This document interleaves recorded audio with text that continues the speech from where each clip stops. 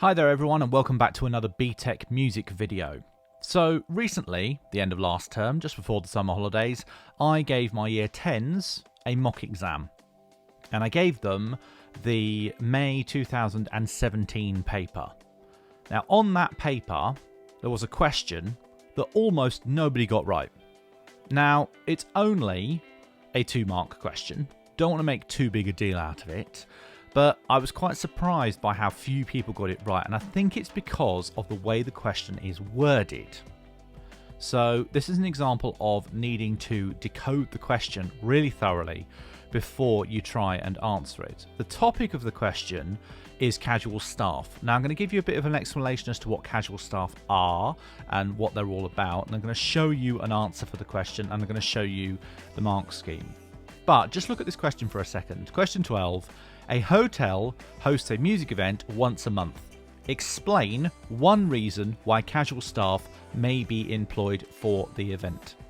Now, I was really struck by the number of my students who talked about why staff would need to be employed for the event.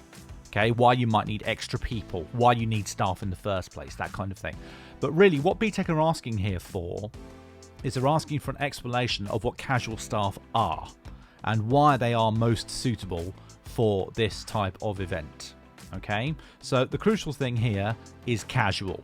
And often with BTEC questions, it's worth reading and reading and reading again, because every now and again you will get one of these questions which just has an extra word or an extra phrase inserted which very slightly changes the outlook of the question, and it's really important to take that into consideration. So, what are casual staff? Well, to get a good definition, I actually went onto the gov.uk website, which is where employment law is talked about and all that kind of stuff, and it gives a good definition on here. So casual, or it can be known as irregular work. Someone is likely to be a worker and a casual worker if most of these apply. So they occasionally do work for a specific business. So the business and the casual worker will be aware of each other.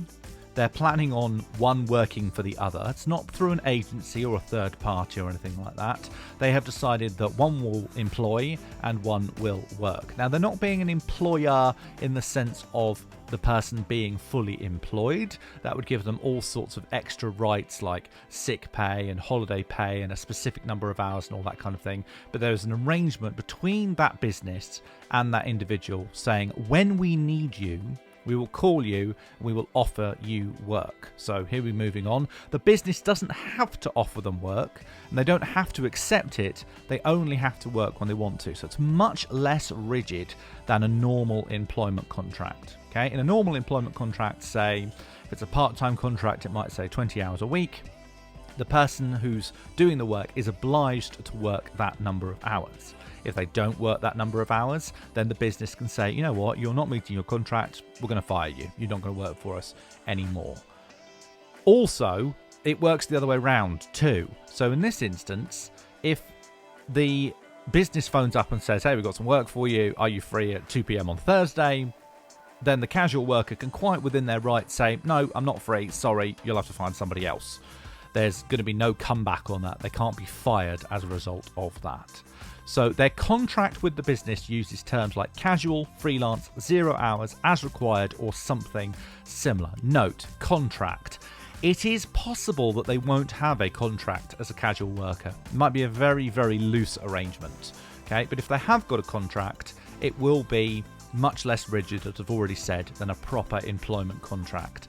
0 hours is... I'm surprised to see it here. It's a little bit different from casual. They're not quite the same. And it's a phrase which has grown up over about the last decade or so. Before 10 years ago, we didn't really know what 0 hours contracts were. They're not very good things. 0 hour contracts are signed between a company and an individual, like a casual contract. But the person who's doing the work is obliged to do what's offered to them. So they're all on the side of the business. The business doesn't have to offer any work, but when they do offer work, the person has to accept it on a 0 hours contract. So I don't think casual and 0 hours are the same thing, so be careful with that one. However, 0 hours contract is not on your spec, so let's not get too into that definition here. Next, they had to agree with the business's terms and conditions to get work, either verbally or in writing. So when they applied for this job, they applied to go on the books of the business as a casual worker. The business will have given them some terms and conditions, like you have to wear certain things or you have to behave in a certain way, and they have to accept those conditions. They are under the supervision or control of a manager or director. Yes, that's absolutely fine. There will probably be someone who is responsible for the casual staff within the organisation, and they will make sure that they've got the right number of staff at the right time, and they will make sure that those staff are looked after and all that kind of thing. They can't send someone else to do their work. That's very important, okay? If you are offered work, you say, oh, I quite fancy earning that money, but I can't be bothered. I'm going to send my brother to do it instead. You can't do that. The business deducts tax and national insurance contribution from their wages. Okay, so it's still a formal arrangement. It's not cash in hand or anything like that. The money that they're paid, national insurance will be taken off, and tax and things if it's at the appropriate level as well. And the business provides the materials, tools, or equipment that they need to do the work. So if you need, say, a high-vis jacket, if you're working at a festival, or say you're directing cars in the car park or something like that, then the business will provide that. So that is what a casual worker is. The crucial ones there are the ones near the top. Okay, they are working with the same business on a regular basis, but the business doesn't have to offer them work on a regular basis, and they don't have to accept it if they don't want to. So now that we've got a better understanding of what casual staff are, we need to decode the question itself. So the crucial thing in this question is a hotel hosts a music event once a month, right? Once a month. They don't host it every 2 days, every week. It's once a month. And so under here, I've just put this, and actually this would work as an answer. This would have got 2 marks. So this event will probably mean more customers in sight, okay?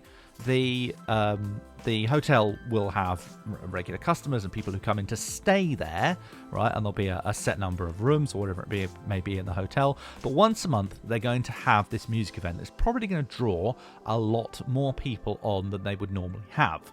So more staff will be needed, but only once a month. Okay, so they're not going to need this huge number of staff all the time. They're just going to need them once a month for the music event.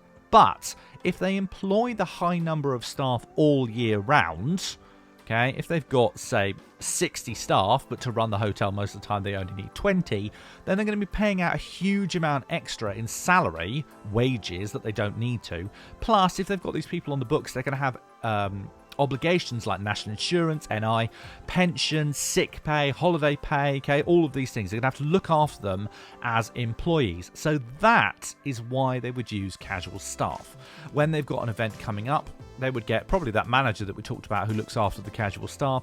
They would get him or her to phone up all the casuals and say, hey, we've got a music event on the 22nd of February. Can you please come along? And can you work that day? And there'll be a number of casuals that they need. They might decide they need 10 extra staff. They might decide they need 100 extra staff. It will depend on the exact situation. We don't need to go into that much detail because it's only a 2-mark question, but that is what we're after. So here's the mark scheme. It is a 2-marker and it does have the word explain in it. So very, very important. Always make sure you've got the 2 marks worth of material. So award 1 mark for identification of a reason and 1 additional mark for appropriate related explanation for a maximum of 2 marks. So to employ extra staff only when needed so as to keep the staff costs and liabilities down. That's 2 separate marks worth of stuff, and that is what I've put in my explanation there, okay? That is how I would have got my 2 marks. I have also mentioned some other bits like to avoid paying pension and sick pay, thus saving the business money over the course of the year. Note the explanation, the second sentence, really good. Casual staff are cheaper.